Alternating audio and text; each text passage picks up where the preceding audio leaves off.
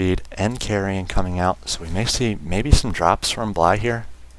He has played all these games pretty much the same, going into the Banelings, Zergling, and now throwing those Mutalisks in the mix now that he's made it safely to Lair Tech. See another 3 active creep tumors on this side as well. So he needs to continue using these 5 creep tumors now to spread creep across the map. He's going to set up a 3rd base over here. Looks like this Banshee with full energy is going to be able to see that. Again, no cloak from the Banshee right now. Tarson's not forcing his opponent to get any sort of overseers, as he was sort of gas capped at the start now. He does have all 4 gas going. Looks like we see Mutalisk Harass coming in, but Tarson is going to move out and try to take down this expansion. Zerg player is working on these rocks, going to try to get them down just in time. He could get over to this expansion with those Zerglings, but instead it's going to be too late here. He's going to have to cancel that expansion.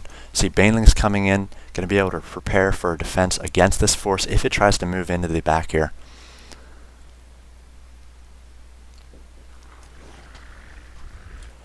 So we will see a backdoor attack here from Tarson. Could do a scan, take out these creep tumors. Looks like he's going to do just that.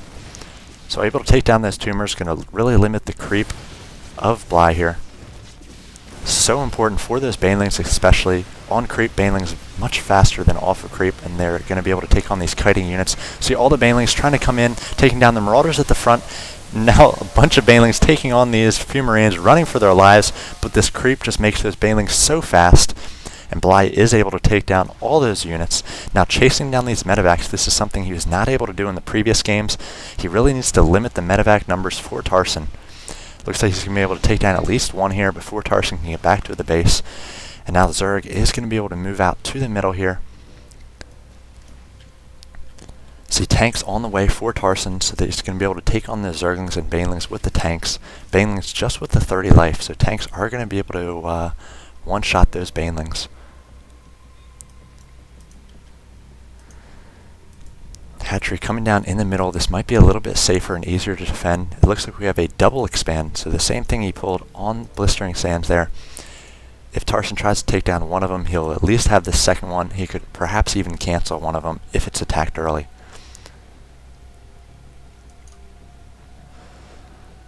We see Tarson moving out once again, going to scan just to make sure there's no surprises up on top of this cliff, and now setting up the siege tanks in the middle here. He could be getting up his own expansion. He does have a command center complete, so we may see a battle for the middle. Looks like this Marine's going to be taking down this Zergling and taking control of this watchtower. We do see a drop coming in, Banelings coming in from Bly, going to be trying to take down the SCVs again of Tarson. So this is something we've seen in each game. Banelings going for SCVs. Missile turret's going to be trying to take down this Overlord. It needs to drop those Banelings, getting 1, 2, all 3 Banelings did get out. That Overlord went down, and now the Banelings are going to try to take down these SCVs. Taking down probably 5, 6 SCVs there.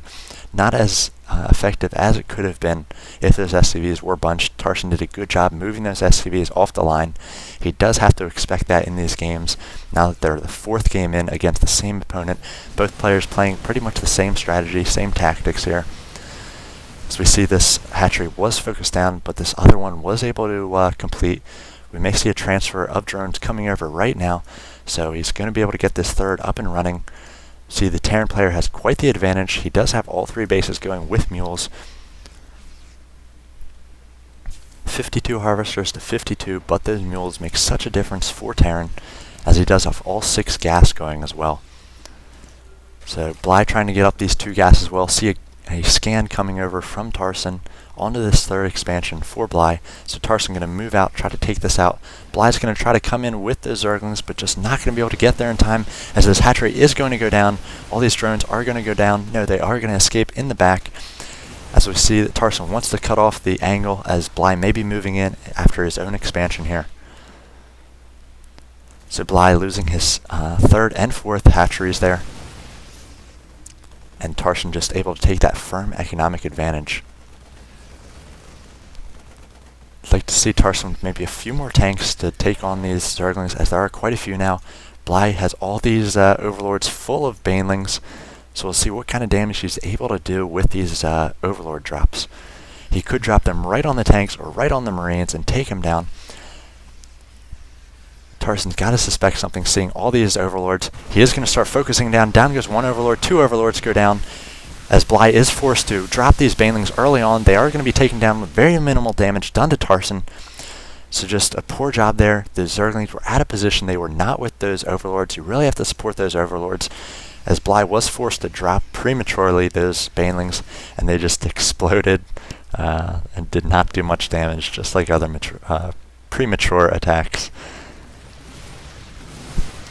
So we see those siege tanks now getting into siege mode, maybe a little late against these Zerglings. You're going to see those drops coming in from Bly here, perhaps a little bit late, as all those Zerglings are dead. The drops are going to take down these siege tanks, and perhaps these Marines, just one or two more Banelings left, and Tarson was able to clean those up nicely. Now can stim and take out these Overlords, try to psycap the Zerg player, as those drops just did not work out for Bly. The timing was off on both of them. At first the drops were there and the Zerglings weren't, then the Zerglings got in and the drops were not there to support. You really need perfect Gosu timing on those drops if you want to make that work. So we see Tarson just pushing in now. He's going to be able to take down Bly. He's got very little army, 200, just a few Zerglings are going to be taken down by Tarson here. So Bly is going to lose the series 3-1. Perhaps should have forced a Game 5 in that Zelnaga game. He could have won, just misplayed it there, did not make any drones. And he's going to be thinking about this series for a long time. You know, he's pretty upset here, as he's just the amount of chatter has been down for Bly in this third and fourth game. No good luck or have fun, and no GG here. And Bly just leaves this game. So a little bit poor manners there. Should have GG'd Tarson for winning this Craft Cup, as Tarson just had very solid play in all four of these games. You know, just pressed and made Bly have to basically play pretty perfectly. Bly made a bunch of mistakes here, and he was just not able to even up this series at 2-2, force a Game 5. So Tarson sticks to pretty much the same Marine Marauder ball.